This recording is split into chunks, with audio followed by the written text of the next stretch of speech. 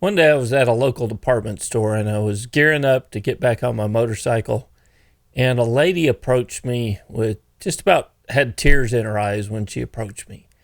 She looked at me with a look of concern and said, my son had a really serious accident on one of those things years ago. I hope that you're really careful. As riders, how are we supposed to react to situations like that?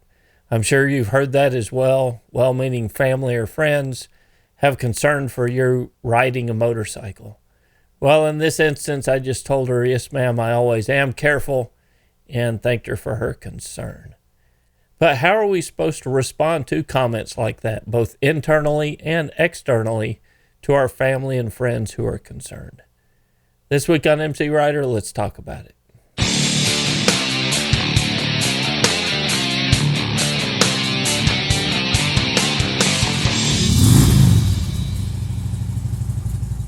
Hey, my name's Kevin. I'm the host here at MCrider, where I release a weekly video on motorcycle skills or strategy to help make you a better rider.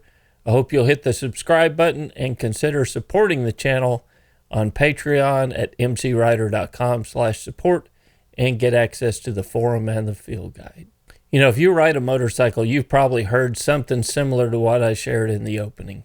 Someone who's approached you with concern either when you were contemplating getting a motorcycle or once they found out that you rode a motorcycle, they're concerned for your safety.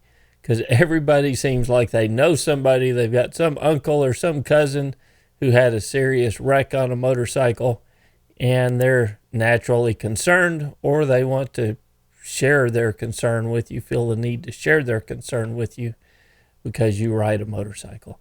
This week, let's talk about the risks and the dangers of riding a motorcycle and our mental approach to handling that risk. If you're a smart rider, you have considered the risk of riding a motorcycle, because it can easily be said that riding a motorcycle carries more risk than driving a car. But like a lot of things in life, we have to decide whether the risk is worth the reward. And some people would say that the risk is never worth the reward. And I would say there's certain situations in everyday life where we make those decisions, though they're not as necessarily as public as riding a motorcycle. We make those same kind of decisions in a lot of different areas in our life.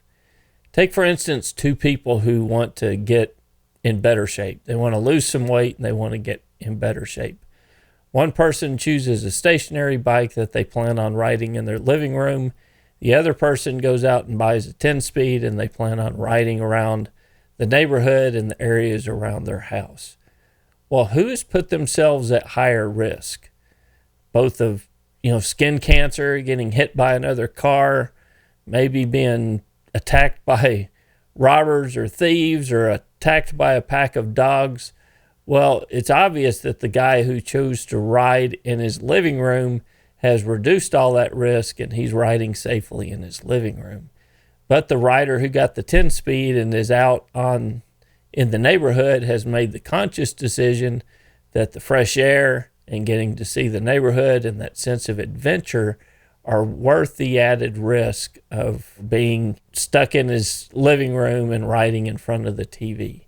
He's made a conscious decision that reward is worth the risk. Few people would look at the rider of the bicycle and say, man, he's crazy for riding that bicycle when he could be riding inside his house and being totally safe. And we get those same comparisons between riding a motorcycle and driving a car. But sometimes the rewards outweigh the risk. And for a lot of people, that's true of motorcycling. I know it is for me that the rewards I get from motorcycling far outweigh the risk that I take whenever I do ride a motorcycle. But there are things that we can do to reduce our risk as well. So let's talk about risk, and let's look at a chart that's similar to what the MSF uses in their basic rider class that helps us determine our risk offset, or how much risk we're actually putting ourselves at by riding a motorcycle. So this is a risk offset chart. On the left-hand side of it is the amount of risk that we're willing to take, or, kind of our personality, how much risk we find acceptable. The skill section is our skill at riding a motorcycle. And then you see the arrow over on the far right-hand side. The closer you get to the top, that green area, the better position you are. The further you go down into the red areas on that arrow, the higher risk that you're taking and the likelihood of being involved in an accident. In order to use this chart, you have to do an honest assessment of a couple of things. And the first is, how much risk do you generally take? How risky of a person are you? You know, I'm generally pretty risk averse. I don't have to ride really fast to get a lot of enjoyment out of riding a motorcycle. So I put myself fairly low on this, but I do choose to ride a motorcycle, so I can't put myself all the way at the bottom. If you're the kind of guy that just likes to roll on the throttle and lift that front wheel off the ground, then your tolerance for risk may be higher on the scale than what mine is. But you need to do an honest assessment of the type of personality that you've got and the amount of risk that you put yourself under. After we've determined the amount of risk that we generally take, we have to move over to our skill, and we have to do an honest assessment of our skill of riding a motorcycle. So MotoGP riders are going to be way up here at the top. Your brand new rider is going to be way down here at the bottom, and everybody else is going to fall somewhere in the middle. That line through the middle, I would say, is the average rider. So your average street rider is going to fall right there in the middle. So where do you fall on that skill level? Well, I practice a lot, and I work at trying to be better, so I think I'm fairly high on the scale, but I'm definitely not at the top. I know a lot of riders who are better than I am, and there's a lot of improvement that I could make on a motorcycle. So I can't put myself all the way at the top, but I think a pretty accurate place for me would be right in here. But let's talk about an interesting psychological condition, and it's called illusory superiority. And it's a cognitive bias where a person overestimates their own qualities and abilities in relation to the same qualities and abilities of other people. So you see this all the time as a MSF instructor. You've got an experienced rider that would come in and they'd say, you know, I'm a good rider. I've been riding for 20 years. This shouldn't be any problem. But when they get out on the range, they realize that there's a whole lot of skills that they haven't mastered, because just riding down the street, you're not necessarily required to do those skills. So we put that line in the middle here showing where the average rider is. And if you were looking at that line and you thought, well, yeah, I'm definitely better than average, you may be subjecting yourself to this illusory superiority, that you naturally think that you're better than the average rider. I saw a funny stat online that said 80% of motorcycle riders think they're better than average. So that's kind of leads back to this illusory superiority. So wherever you placed yourself on that scale, you may want to bump yourself down a little bit, because we tend as human beings to think that our own abilities are higher or greater than they actually are. So once you've determined your level of risk and your level of skill on a motorcycle, you draw a line from the risk through the skill, and the higher up you are on the arrow to the right of this chart, the better position you are for being safe on a motorcycle. If you find that your arrow's pointing down, you need to either work on your risk or your skill. Ways that you can work on your risk is using good road strategy. A lot of the road strategy that we teach here on MCrider is going to keep you from having to use your skill in the first place. But skill's important as well, so you want to get the field guide and get access to training exercises, or take a class, which is even better, and work on your skill and get an honest assessment of where you fall at on that skill level, so you can reduce risk with good road strategy. You can increase your skill by practicing. Watching this video is not practicing. You need to get out on a parking lot and practice. And you can get yourself in a better position to reduce your risk out on the road. As an instructor here in North Texas, I've seen a lot of people come in and out of basic rider classes. Some people just decide that riding is not for them. And I always tell them that that's a smart decision if they decide that the reward is not worth the risk. That I never want to come down on somebody who makes a logical decision that riding a bike is just not for them. Other people come into class and they may not even pick up riding right away, but that bug or that desire to seek that adventure out and to learn that skill of riding a motorcycle is really strong. And we've had people, 2 or 3 classes before they can come in and pass the class, but they have that determination that they want to get better on a motorcycle and that they want to get this thing figured out. And for them, the reward is worth the risk.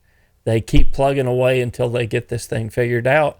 And to be honest, that's where we're all at. We're all just plugging away, trying to figure out a way that we can get better on a motorcycle. And in turn, it reduces our risk out on the street to help keep us safer and give us more enjoyment of riding a bike. So there are a lot of things that you can do to reduce your risk on a motorcycle. And I've got a list of them here. I'm going to read some of these off for you. They're in no particular order. One of the early things that you can do to reduce your risk is buy a motorcycle with ABS. It's been shown to reduce the number of incidents by a pretty significant margin, by about 38% of bikes with ABS. You can increase your road skills by practicing on a parking lot. Take an advanced class like I did. Take a basic rider course if you've never taken a course before. A lot of riders been riding a lot of years. They don't think they need the rider course, but they come in and they take a basic rider course and they're shocked at how much they learn from it. Maintain a good following distance. That one's huge. Learn and practice emergency braking. Never ride under the influence. Drugs and alcohol are going to get you every time. Properly maintain your motorcycle. Something a lot of people don't think about, but it reduces your risk out on the street. Practice proper cornering technique. The vast majority of single vehicle motorcycle accidents happen in curves, and it's because people target fixate or they run wide in the curve and they crash. So practice and know proper cornering technique. Learn and practice good road strategy. If you got good road strategy, you're rarely going to need your skills out on the street, but it's good to have those skills as a backup as well. And lastly, never stop learning. I've been doing this for quite a while now, and I've taken that approach to never stop learning. I try to take as many classes as I can, at least one a year, more if I get the opportunity, but never stop learning. You can always learn something from a rider who is better than you, or take a class. You're always going to learn something new that you haven't necessarily considered before. So never, never stop learning. As you can see, MCrider provides a lot of tools for you to reduce your risk, but there's one important part of the motorcycle that's the most important thing, and that's the nut that connects the seat to the handlebars, and that's you. Because it's really all about you.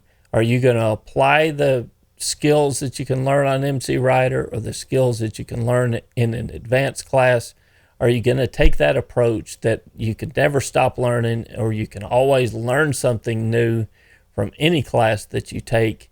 It really is up to you on how well you improve and how much you can reduce your risk out on the street. So I hope you'll explore through all the videos that have already been produced on MCrider, and that you'll find something that you can work on in some areas that you can improve your skills, or maybe break some bad habits in your road strategy that you've let creep in.